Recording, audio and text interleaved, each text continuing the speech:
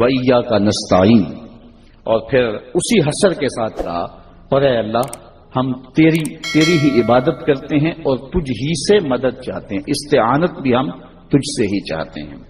اللہ تعالیٰ جل شانہ سے ہی مومن استعانت چاہتا ہے، اور ہمارے دکھوں، ہمارے مصائب، ہمارے آلام اور ہماری تکلیفوں کا مداوع اللہ تعالیٰ کے دست کرم میں ہے۔ اس لیے جب فرمایا گیا تمہاری جوتے کا تسمہ بھی گم ہو جائے تو وہ بھی اللہ سے مانگو، اس کی ضرورت ہو تو وہ بھی اس سے طلب کرو۔ تو یہاں استعانت اللہ سے طلب کرنے کا حکم نامہ دیا گیا ہے، لیکن اس سے یہ غلط فہمی کبھی نہیں ہونی چاہیے کہ مستقل بذات سمجھ کر اللہ تعالیٰ سے استعانت کی جائے، اور اگر اللہ تعالیٰ کے بندوں کو بطور وسیلہ اللہ کے حضور پیش کیا جائے اور ان کو مستقل بذات سمجھ کے استعانت طلب نہ کی جائے بلکہ ان کو اللہ کی بارگاہ میں مقبول سمجھتے ہوئے ان کا وسیلہ پیش کیا جائے تو یہ جائز ہے۔ حضرت عثمان بن حنیف باقاعدہ حضور کی خدمت میں حاضر ہوئے اور وہ دریغ البصر تھے، آنکھیں ان کی نابینا تھی، اور عرض گزار ہوئے کہ حضور مجھے آنکھیں چاہیے، تو حضور نے باقاعدہ انہیں فرمایا وضو کر کے نفل پڑھو اور دعا تعلیم دی، اور اس دعا میں کہا کہ اللہ کی بارگاہ میں عرض کرو اے اللہ میں تیرے نبی کے وسیلے سے تیری بارگاہ میں دعا مانگتا ہوں میری آنکھوں کی بینائی لٹا دی جائے۔ جب انہوں نے دعا مانگی تو ہاتھ منہ پر بعد میں پھیرے، بینائی پہلے آ چکی تھی۔ تو یہ ہمیں تعلیم دے دی گئی ہے کہ اگر آپ وسیلہ تلاش کر لیتے ہیں تو یہ مقصود ہے شریعت کا، اور اس سے جو ہے وہ استعانت کا معنی تبدیل نہیں ہوتا۔ ایاک نعبد و ایاک نستعین، ہم مدد بھی تجھ سے طلب کرتے ہیں اور استعانت بھی تجھ سے مانگتے ہیں۔ اب بندے اللہ سے ہدایت مانگنے کے لیے کھڑے ہوئے، پہلے تو وضو کیا، صاف ستھرے ہوئے، کانوں پہ ہاتھ لگائے، اس کے بعد ہاتھ باندھ کے ادب سے کھڑے ہو گئے، اور اب مانگنے لگے تو کیا بولے؟ الحمدللہ رب العالمین۔ وہ آتے ہیں نا مانگنے والے دروازے پہ تو کہتے ہیں دوبارہ وسدہ روے، فلاں ہو فلاں ہو، وہ تعریفیں کرنے لگ جاتے ہیں۔ تو یہ مرحلہ ہوتا ہے، ابھی اس نے سوال لب پہ نہیں لایا ہوتا تو گھر والا پہلے بچے کو کہتا ہے جا اتنے پیسے اس کو دے گیا، میاں وہ تو آپ کی تعریفیں کر رہا ہے، مانگ تھوڑا رہا ہے، وہ سمجھتا ہے جو تعریفیں کرنا شروع ہو گیا یہ مانگنے کے لیے تو کر رہا ہے۔ اللہ اکبر۔ تو جب بندہ الحمدللہ کہتا ہے رحمتیں اسی وقت برسنا شروع ہو جاتی ہیں۔ الرحمن الرحیم، میں سخی کی دہلیز پہ کھڑا ہوں جو رحمان بھی ہے جو رحیم بھی ہے، محض اپنے کرم سے عطا کرتا ہے، رحم کی بھیک مانگ رہا ہوں۔ پھر کیا کہہ رہا ہے؟ مالک یوم الدین، کسی کنگال سے نہیں مانگ رہا، اس سے مانگ رہا ہوں جو مالک ہے، دنیا کا بھی مالک ہے آخرت کا بھی مالک ہے۔ پھر اس کے بعد اگلی بات کیا کہتا ہے؟ ایاک نعبد و ایاک نستعین، مالک میں پوجتا بھی تجھے ہوں اور مانگتا بھی تجھ سے ہوں۔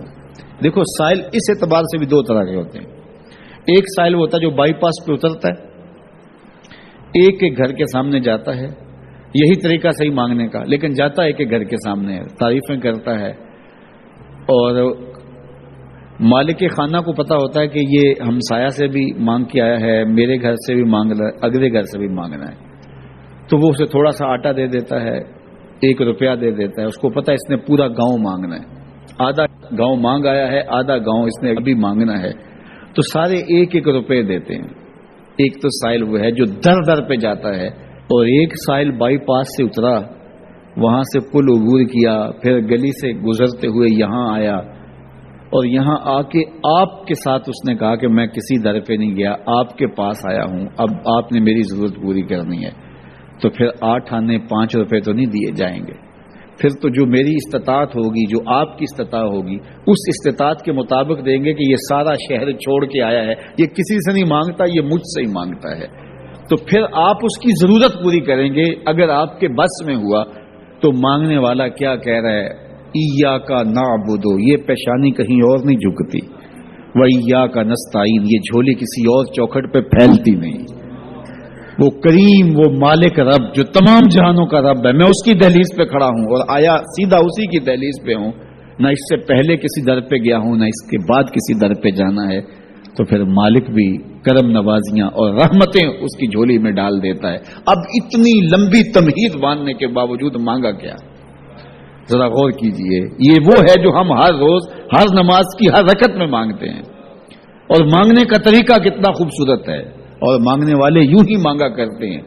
پہلے جس سے مانگنا اس کی تعریفیں کرتے ہیں. آپ نے مانگنے والوں کو دیکھا ہو جو سلیقے سے مانگتے ہیں، تیرے بچے وسطے رہیں، تیری جد آباد رہے، تیرا خاندان آباد رہے، وہ مانگتے ہیں. اس طرح پہلے تعریفیں کرتے ہیں، پھر کہتے ہیں تیری فیکٹریاں چلتی رہیں، تیرے جو ہے تیری جائیداد بڑھتی رہے، تو وہ اس کے خزانوں کا ذکر کرتے ہیں. اور پھر کہتے ہیں کہ یہ فقیر نہ مانا تیری چوکھٹ پہ آیا ہے، اس کی ضرورتیں تو پوری کر دے. اب بندہ بھی اللہ کے حضور جب حاضر ہوتا ہے تو مانگنے کا سلیقہ کیا ہے؟ سب سے پہلے کہتا ہے الحمدللہ رب العالمین. میں کسی کنگال کی چوکھٹ پہ نہیں آیا، تمام جہانوں کے پالن ہار کی چوکھٹ پہ آیا ہوں. اسی کی تعریفیں اختیاری بھی غیر اختیاری بھی، واسطے کے ساتھ بھی بلا واسطے کے ساتھ بھی، اسی کی خوبی ہیں، سارے اسی کے کمال ہیں، وصف سارے اسی کے ہیں. پھر اس کے بعد کہتا ہے الرحمن الرحیم، وہ رحمان بھی ہے وہ رحیم بھی ہے. پھر اس کے بعد کہتا ہے مالک یوم الدین، وہ دنیا کا ہی مالک نہیں، آخرت کا بھی مالک ہے، یوم حساب کا بھی مالک ہے. پھر اس کے بعد اپنی وفاداری جتلاتے ہوئے کہتا ہے ایاک نعبد و ایاک نستعین، مالک سارا جہاں بس رہا ہے، میں نے کسی سے نہیں مانگا، میں نے جھولی تیری چوکھٹ پہ پھیلائی ہے، میری پیشانی تیرے حضور جھکتی ہے، یہ پیشانی کسی اور کے حضور کبھی نہیں جھکی نہ جھکے گی. یہ سب عرض کرنے کے بعد پھر مانگتا کیا؟ اہدنا الصراط المستقیم، مالک مجھے سیدھی راہ پہ چلا دے، میں تیرے حضور آیا ہوں، مجھے ہدایت کا نور عطا کر دے. انشاءاللہ یہ ہدایت کیا ہے اور ہدایت کی قسمیں کیا ہیں، اور پھر اس دعا کا جواب اللہ کی طرف سے کیا آتا ہے، اور بندے پہ کتنی کرم نوازیاں ہوتی ہیں. انشاءاللہ یہ مضمون کل ہوگا. اللہ مجھے آپ کو اپنی رحمتوں کے سائے میں رکھے.